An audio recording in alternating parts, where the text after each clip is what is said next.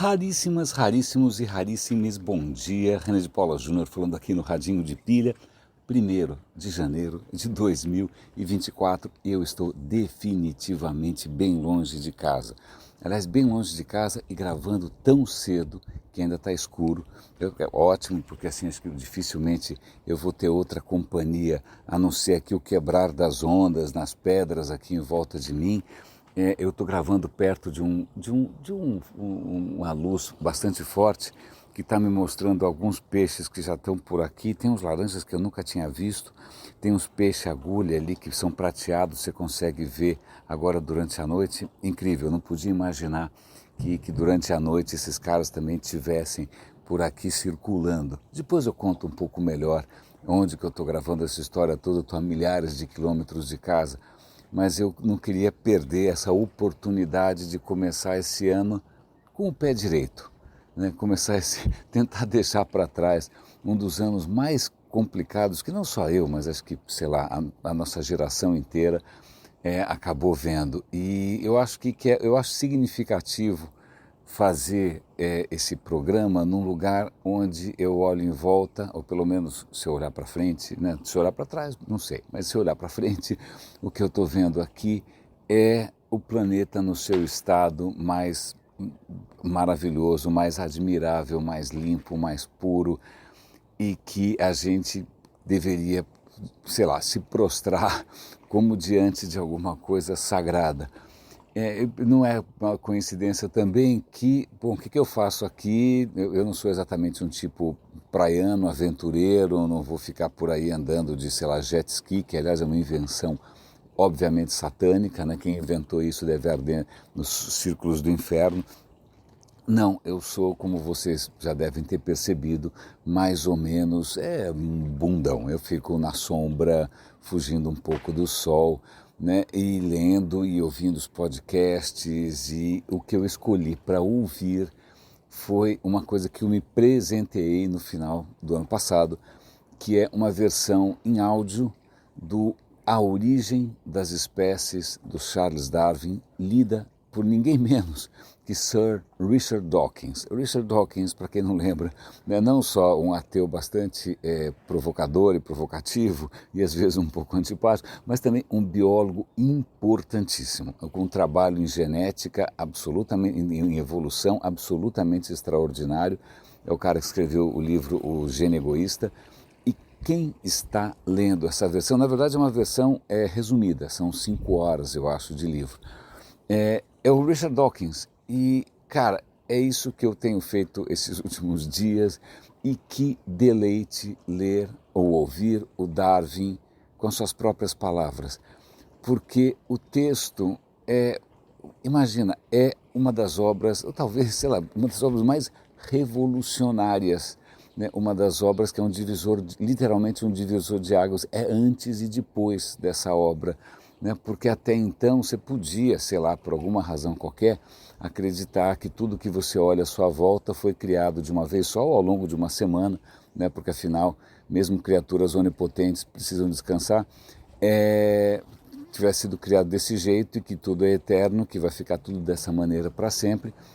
Depois do Darwin, isso ficou realmente um ato de teimosia bastante difícil de entender, porque ele vai explicar essa variedade, essa riqueza, essa abundância, essa absoluta, esse espetáculo de vida que eu tô, cada vez que eu coloco um snorkel aqui e mergulho e vejo diante dos meus olhos, ele vai explicar isso de uma maneira bastante compreensível, absolutamente cuidadosa. Ele tem noção da bomba que ele está soltando praticamente uma bomba nuclear na história do pensamento. Ele está mostrando que a natureza se basta, que esse mundo se basta, que esse mundo se explica, inclusive de uma maneira não miraculosa ou espetacular, mas de uma maneira lenta, de uma maneira gradual, de uma maneira quase imperceptível. E como é que ele vai soltar essa bomba, contar essa história? Da maneira mais cautelosa, cuidadosa possível. Ele vai lembrar, eu achei isso genial, ele vai lembrar de, sei lá, pensa naquilo que tem numa horta ou pensa naquilo que você come no almoço, sei lá, frango, galho, sei lá, frango, vaca, ovelha, não sei, os animais domésticos, né? Tudo isso que faz parte do nosso dia a dia, ou mesmo os cães que estão à sua volta, se você tem um cão, não é mesmo? Desculpa, isso, se você parar para pensar, isso existe nessa forma porque gerações e gerações de criadores foram melhorando, geração após geração, né? Ninhada após ninhada, colheita após colheita, eles foram escolhendo os melhores cruzamentos, eles foram elegendo características que eram características que seriam vantajosas para eles, foram cruzando para ver no que dava. Isso devagarinho foi provocando, né, variações, né, foi provocando mudanças, e quando você vai ver, você pega uma criatura hoje como um poodle, né, ou como seja lá que for um pug ou qualquer outra dessas deformidades que a gente fez com a nobre espécie dos lobos, né, como é que você não consegue mais imaginar quais foram os passos para chegar nesse grau? Porque é tudo muito gradual, né? O próprio criador, o cara que, sei lá, inventou o galgo, né? Ele não tinha em mente, eu vou fazer um galgo. Ele provavelmente foi selecionando, ele viu que em cada ninhada tinha variações, ele escolheu aquelas variações que ele achou que era mais bacana, por alguma razão qualquer, econômica, estética, sabor, culinária, tanto faz, né? Ele cruzou para ver no que dava, deu em outra coisa, com mais variações, aí ele pegou entre essas variações, escolheu de novo aquelas mais interessantes, e foi assim, assim, assim, e acabou fazendo o que a gente vê hoje, que é o Rottweiler, ou seja, um mastim do Milley, né? O cachorro do Milley é um mastim que não existia há 20 mil anos, não existia um poodle há, sei lá, 1 milhão de anos, não existia, sei lá, um Yorkshire há 100 mil anos. Isso foi um trabalho gradual, tão gradual que é difícil você imaginar da onde veio, né? E ele estende isso para uma coisa que acho que na época era moda, que era a criação de pombos. Pombos existem numa variedade descomunal, né? Nossa Senhora, né? Tem pombo de tudo quanto é jeito e tamanho. Tem gente que é fissurada, tem sociedade de criadores de pombo, eles podem valer uma fortuna. E essa variedade gigante, o próprio Darwin, já conversando ali com criadores, ele sabe que um criador fala, olha, se você quiser um bico diferente, eu vou precisar aí de uns 6 anos para trazer, através, né, dessa criação selecionada, eu consigo talvez gerar um bico diferente daqui a uns 6 anos. Agora, se for só uma questão de plumagem, em 3 anos eu te trago um pombo que não existia antes, né? Então, pombos, cães, a mesma coisa com vegetais, né? O trigo que você come hoje não é o trigo selvagem, né? O arroz que você come hoje não é o arroz selvagem, né? São situações que são bastante prosaicas, são bastante intuitivas, mas daí devagarinho ele vai extrapolando isso para o que ele chama de princípio de seleção natural. Você tem variações naturais em cada ninhada, em cada geração. Essas variações, elas quando se defrontam com o mundo à sua volta, elas podem ter mais ou menos sucesso, né? E isso vai ser transmitido. Ele não entende ainda, ele não conhece ainda DNA. Veja, hoje você sabe o que é DNA, você pode fazer um teste na farmácia de DNA, né? Você consegue ver o DNA num vídeo do YouTube. Ele não tinha ideia de como funcionava a hereditariedade. Isso é um processo dedutivo, né? É um processo de pesquisa, de pensamento, de reflexão solitária, inclusive uma reflexão bastante assustada pelas consequências, porque você está praticamente aposentando qualquer tipo de demiurgo, né, de qualquer tipo de criador, você está condenando, né, um livro sagrado praticamente à prateleira de ficção, né? Você vai lá, em vez de, como é que era? Você coloca no comecinho do livro sagrado, era uma vez, né? É basicamente o que ele acabou fazendo com esses livros. E aí ele vai com muita sensibilidade e com muito amor pelo que ele está vendo, com muito fascínio pela natureza que ele conheceu de perto. Ele viajou pelo mundo no navio Beagle, ele foi para a Patagônia, foi para tudo quanto é canto, se expôs a um monte de perigos, um tiozinho inglês, né, careca, né, no jardim dele, criando, contando quantos brotinhos ele plantou e quantos que os insetos comeram. Ele vai percebendo não só esse princípio da seleção natural, né, simplesmente variações que vão sendo acumuladas e vão sendo, de novo, a variação não para de acontecer, né, no contato com o ambiente ou com outras espécies, algumas variações acabam propiciando um sucesso maior de reprodução e isso vai gerando diferenciação e isso dá origem às espécies. E o que é muito bacana, porque eu não tinha noção que nesse livro ele já intuísse a complexidade da malha da vida, né? Você só explica o formato de uma abelha quando você entende o formato da flor. Você só entende que uma população inteira de animais pode estar desaparecendo porque algum inseto está comendo a grama em que a cadeia alimentar inteira se baseia. Ele começa a perceber que não é só, sei lá, indivíduos machos alfa, vencedores, andando de jet ski. Aliás, eu espero que o vento não esteja entrando aqui no microfone. Espero que a única coisa estranha à minha própria voz seja simplesmente o ruído das águas, né? Já que o pessoal do jet ski ainda deve estar de ressaca do Réveillon de ontem. Então, ele percebe que essa malha toda de interdependências não é só o triunfo do indivíduo, não é o triunfo do mais forte, não, são malhas muito complexas que ele mal consegue intuir. Eu estou ouvindo isso com muito deleite, eu fico muito feliz de poder compartilhar isso com vocês nessas circunstâncias, nesse cenário. Aliás, a imagem que eu vou usar como símbolo não é a imagem que eu sempre uso daquele radinho vermelho. Aliás, para quem não sabe, aquele radinho vermelho do radinho é o Regency TR-1. O TR-1 foi o primeiro radinho de bolso transistor, radinho americano, que foi criado. Eu tenho inclusive o próprio objeto em casa, eu consegui achar, não sei se funciona ou não, né? Mas eu vou, ao invés de usar um radinho da década de 50, eu vou usar, acho que uma foto daqui para ilustrar um pouco melhor. Quem sabe um vídeo também. Não, acho que eu vou aproveitar e colocar no nosso canal no Telegram e também no nosso canal no WhatsApp. Eu vou colocar vídeos desse lugar absolutamente maravilhoso. Depois, quem quiser, eu dou eventualmente dicas de viagem. Espero que a minha voz também não esteja muito rouca. Mas é engraçado eu estar falando de radinho, também de década de 50 e também de ciência, porque eu trouxe comigo no Kindle um livro que eu não sabia que existia, mas que eu ouvi a respeito num podcast que eu estava escutando. O livro se chama A Nuvem Negra. O que é A Nuvem Negra? A Nuvem Negra é um livro de ficção científica, né, onde a humanidade pela primeira vez se depara com uma forma de vida alienígena que não vem em disco voador, não vem em jet ski, né? Não, ela vem na forma de uma nuvem espacial, né, que está se aproximando. Os astrônomos percebem que tem alguma coisa estranha no céu. Eu não cheguei no ponto do contato ainda. Eu sei que, mais para frente, eu sei que a humanidade do livro ali vai conseguir entrar em contato.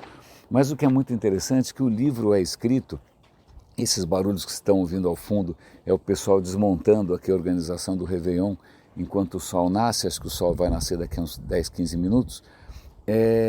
É escrito pelo Fred Hoyle. O Fred Hoyle, ou melhor dizendo, Sir Fred Hoyle, hoje é um episódio com 3 Sirs, né? Sir Richard Dawkins, o Darwin e também agora o Fred Hoyle. É um cara que nasceu em 1915, é um astrônomo famosíssimo talvez pela teimosia, né? Enquanto Einstein estava ali, teoria da relatividade, começa a surgir essa história do Big Bang, ele não gosta da história do Big Bang e ele acha que o universo é estável, o universo não cresce, ele não se expande, ele não começou, ele não vai para lugar nenhum. Né, ele passa a vida inteira numa postura não muito científica, mas acontece, né, defendendo essa tese de um universo estático, né, não um universo que a gente hoje tem muitas evidências que começou de uma certa maneira completamente inimaginável, ou muito difícil de imaginar, e está se expandindo também para futuros igualmente difíceis de conceber, mas que a física, quem sabe, pode dar aí um cheiro. Não é? Afinal, a entropia está aí para isso. Mas esse livro do Fred Hoyle, uma das coisas mais interessantes é que astrônomos começam a perceber alguma coisa estranha no céu, e são astrônomos do mundo inteiro. É um dos primeiros radiotelescópios na Austrália. É um telescópio óptico, não sei aonde, acho que é nos Estados Unidos talvez, e enquanto isso na Inglaterra, astrônomos percebem que as órbitas dos planetas estão começando a sofrer estranhas variações, como se tivesse a presença de alguma massa gravitacional alterando ali a movimentação. Ou seja, diferentes laboratórios percebendo o mesmo fato a partir de diferentes métodos, de diferentes sentidos, né, de diferentes instrumentos, né, e chegando à conclusão, os cientistas chegam a essa conclusão, mas de uma maneira que hoje é inimaginável, porque isso é década de 60. O livro se passa na década de 60, quando eu nasci. Se eu não me engano, aliás, acho que eles estão em 64, que é justamente o ano que eu nasci. Esse ano eu faço 60, inclusive. Não é? E aí, como esses cientistas se comunicam? Por telegrama, por cartas registradas. Venha para cá imediatamente, tome um avião. Aí o cara toma um avião e aí de repente um outro ali resolve pegar todos aqueles dados que foram feitos obviamente na mão e ele vai imputar num computador a válvula, um computador que tem que ser programado por cartões perfurados, que o cara passa um dia inteiro perfurando o raio do cartão, para servir como input de uma máquina a válvulas, e aí ele vai imputar os dados todos e vai esperar por horas que saia uma tirinha de papel impresso que ele vai ter que tentar entender o que essa tirinha quer dizer. Isso era ciência de ponta na época. Colaboração, sim, os princípios básicos os mesmos, a curiosidade, o fascínio, a humildade a mesma, mas numa plataforma que hoje é tão arcaica, tão inimaginável. Imagina, eu podia estar fazendo uma live agora, né? Só não estou fazendo porque está todo mundo dormindo, né? Em que você tem, aqui eu tenho Wi-Fi na praia, né? Onde você tem Wi-Fi na praia, onde em qualquer momento eu posso consultar aqui quem foi o Fred Hoyle, eu poderia pedir para o chat GPT escrever aqui o texto todo que eu estou falando, e nessas condições, está sendo muito divertido você ver como funcionava um mundo antes dessa outra revolução extraordinária, que é não só a revolução do digital, né, de você ter computadores poderosos na palma da mão, mas disso tudo está conectado como se fosse um grande sistema nervoso. E a gente está vendo emergir um outro tipo de inteligência que é baseado nesse outro tipo de organismo, nesse outro tipo de sistema neural, está surgindo praticamente uma nova forma de vida. Raríssimas, raríssimos e raríssimos, com essa voz rouca de quem, acho que são as primeiras palavras que eu estou soltando aqui, além de cumprimentar e dar feliz ano novo para minha mulher. Eu estou conversando com vocês, o sol está começando a nascer, né? Daqui a pouco os turistas vão começar, os que, né, não estão com dor de cabeça e outros sintomas hepáticos diversos, vão começar a se juntar aqui em volta, né, observando alguns observando as telas dos seus celulares, outros como eu botando um snorkel para ver criaturas que eu nem sei o nome, né? Ou então ali tirando foto dos iguanas, tentando capturar as gaivotas, sendo surpreendido por um pelicano que resolveu mergulhar do meu lado, eu quase infartei. Aliás, isso é extremamente interessante porque eu estava ali sentadinho na beira da água, contemplando um cardume de filhotinhos de peixinho, muito pequenininhos, mas um cardume enorme, sei lá, 2 metros quadrados, um monte de bichinho prateado para cima e para baixo e tal. E eu estou ali contemplando uma geração nova, né, de vida, quando de repente um barulho extraordinário, tibum, um pelicano cai ali e come metade de todo mundo e fica sentadão na água, né, com aquele papo cheio da água, ele vai devagarinho soltando e engolindo os bichinhos, me olhando. Nem deu tempo de eu pegar a câmera, não deu. Depois eu tirei uma foto deles, acho que é essa foto que eu vou usar para vocês. O que aquele pelicano acabou de fazer na minha frente foi justamente a seleção natural, né, de uma geração inteira de peixinhos, né. Foi um fator aí que certamente favoreceu alguns, desfavoreceu outros, e é ao vivo, a cores e com o coração pulando, não só de emoção, mas acho que de susto mesmo. Raríssimas, raríssimos e raríssimes, bem-vindo a esse ano que em grande parte vai ser o que a gente quiser que ele seja, vai ser o que a gente é capaz de imaginar que ele possa ser, né? Vai ser sujeito obviamente a pelicanos e chuvas e trovoadas e machos alfa em jet ski, mas a gente segue aqui, né, na nossa jornada, e agradeço imensamente a companhia. Vocês estão convidados para mais aí uma longa série de conversas no decorrer do período. Um grande abraço e até a volta. Eu devo estar de volta dia 4 ou 5. Fiquem, aliás, com os ruídos da praia.